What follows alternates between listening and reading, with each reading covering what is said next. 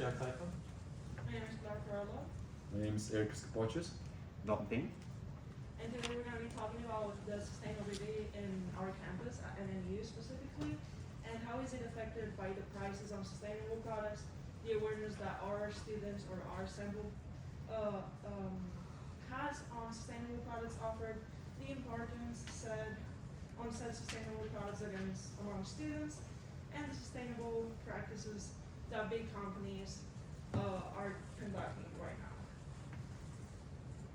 So I'm going to be talking about today's agenda, which we're going to be going over our hypotheses and research objectives, our survey plan and research questionnaire, sample plan data variation, our data findings, our analysis, and final implications and results, and we're going to be open for questions after that. So why did we research sustainability? First of all, sustainability, as you guys know, is a global concern. It's something that's getting worse by the day, and we need to do something about it. So we thought researching on this, especially on Northern Michigan University, which we are known for caring about the environment and the outdoors, we thought it'd be a good clean point to start. Secondly, college campuses impact sustainability and waste. And third, college students value sustainability of their school. Our last point was defining our target market, which basically was Northern Michigan University students. So moving on, I just want to talk a little bit on sustainability today at NNU. As you guys know, COVID had a big impact on our sustainable practices because a lot of masks were used, and college students specifically are not the best people to take care of those kind of things. I remember walking and seeing at least 5 masks on the floor go into class. Like, we need to be better at this kind of things. So masks, gloves, and single-use plastic were one of the things that got worse during COVID-19. We have an estimated 8 million tons of pandemic-related plastics disposed, and 25,000 of this in the ocean, which increases by the day. On the second hand, we have campus waste with food, water, and electricity. Students do not have the responsibility for energy or water usage.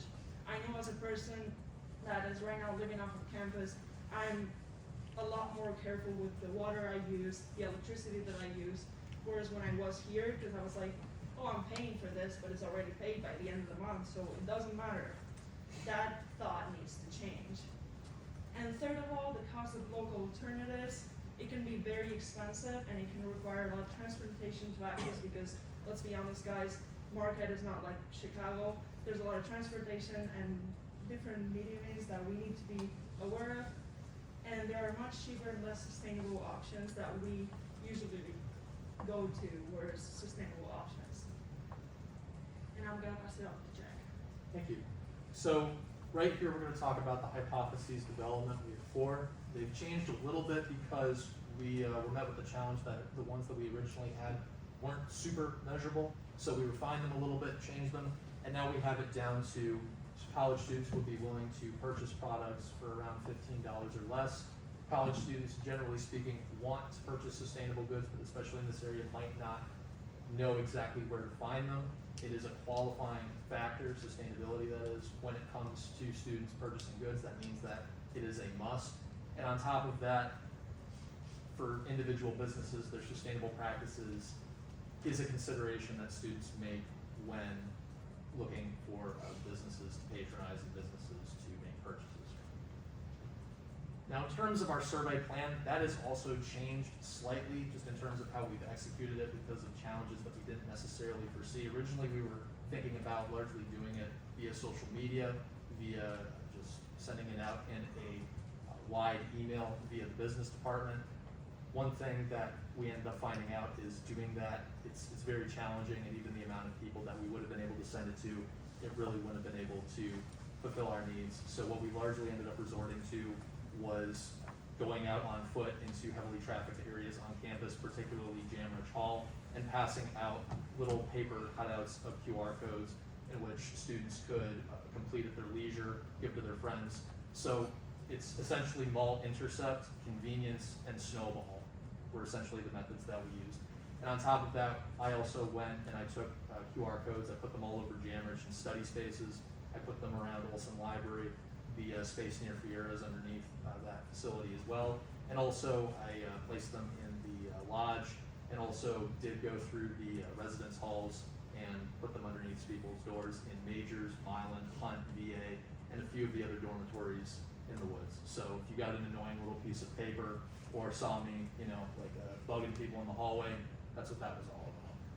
Now, in terms of maybe moving on to the, I guess going a little bit further in this, again, to recap, large areas of focus were the dorms, Jamrich, the library, and we did this during the busy hours and over the span of a few weeks.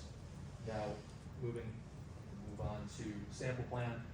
For our sample plan, our intentions remained largely the same. We wanted to get data that was authentic, that was true to how people felt, not necessarily one way or another in terms of how students feel on sustainability related issues.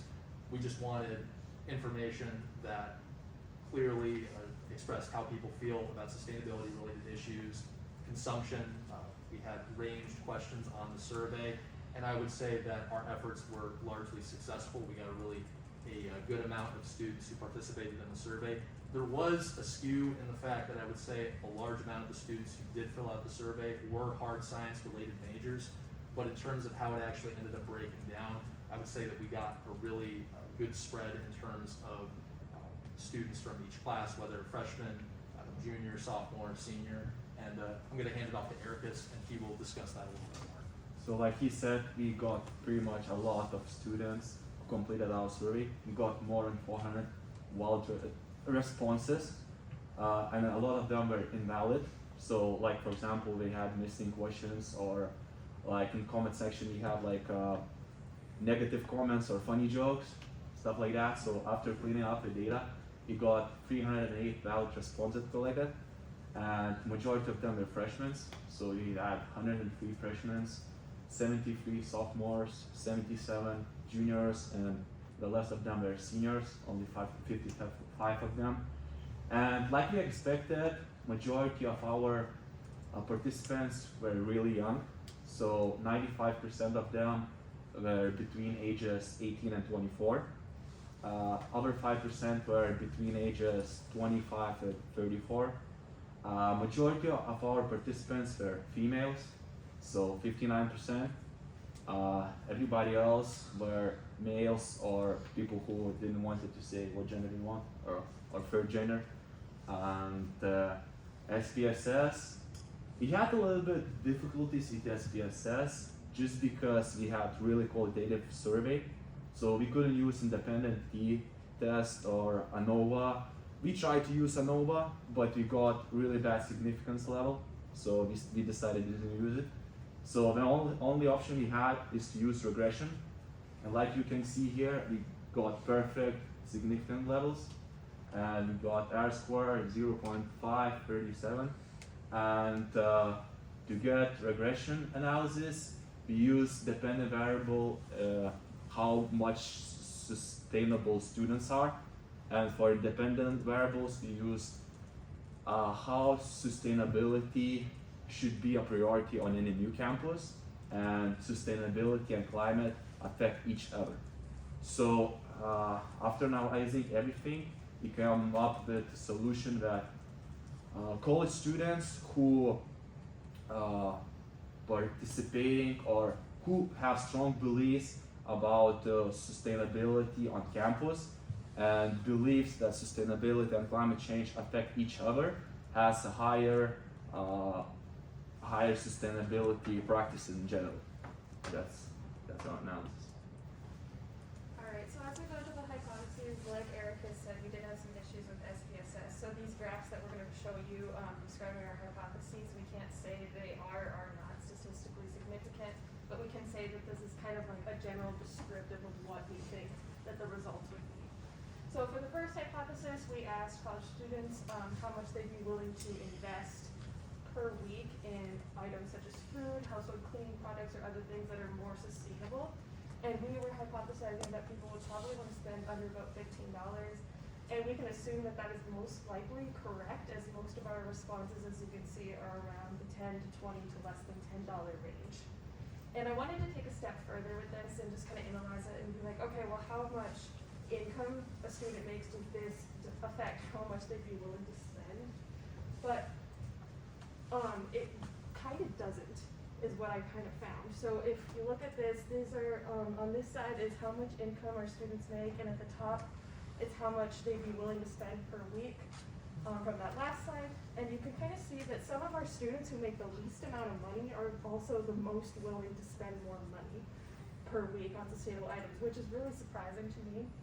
Additionally, some of our students who do make quite a bit of money, they are also more willing to spend more money, but some of the students kind of like in this middle range here, they're not as willing to spend as much money because these are probably our juniors and seniors who are living off campus, they have bills to pay, and they're on a tight budget. And we're kind of assuming that the students up at the top who are willing to spend more money, those are probably our freshmen who are living in the dorms and taking out loans.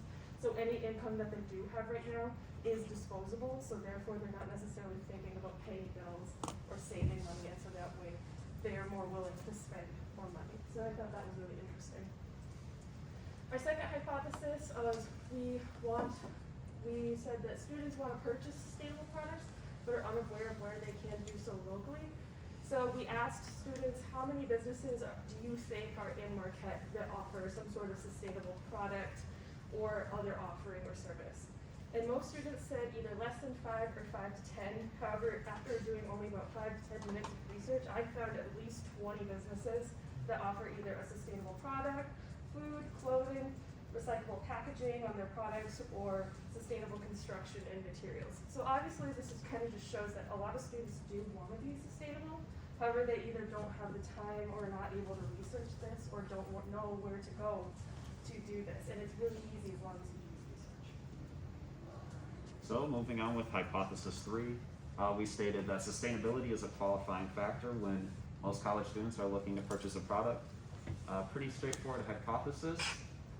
Predictably, a majority of the people said yes, and the question that we had related to this was, does a company's commitment to sustainability affect your decision to purchase a product from them?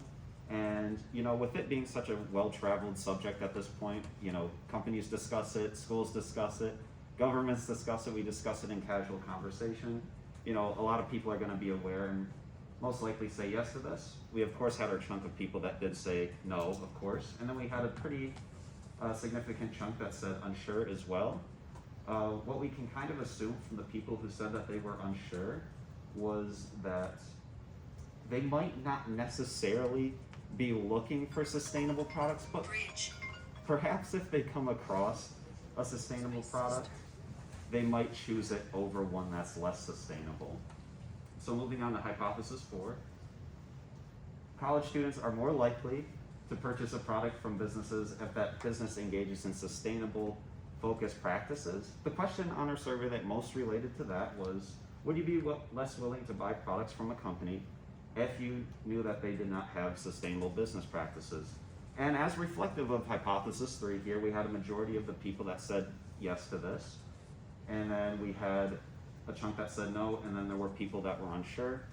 Regarding the people that were unsure, this could be kind of inferred that maybe there's some products that they like a little more than others, and they might stretch what sustainability means to them.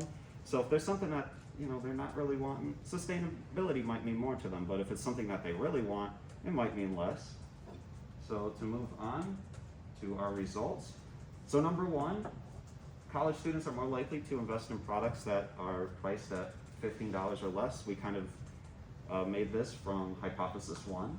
And then for hypothesis 2, we said college students want to buy from sustainable businesses, but might not be sure where to get the products from or where the businesses are at. And for 3 and 4, company attitudes towards sustainability affects college students' buying behavior. And then for 4, it says college students are less inclined to purchase from unsustainable businesses. We kind of already explained that one in hypothesis 3 and 4. At 5, kind of hopping back to hypothesis 1, college students who earn more income and may have bills are more conservative about their spending. This goes back to, you know, maybe younger people are willing to spend a little bit more or think they're willing to spend a little bit more and just don't have the real world experience. And people who do have higher incomes might say, well, I'm a little bit more realistic with how I spend my cash. And then at 6, college students who have strong feelings about sustainability value having sustainable practices on their college campus. And sustainability is kind of a selling point for most colleges. At this point, it's only something that can mean good. So with that being said, thanks for listening to our presentation.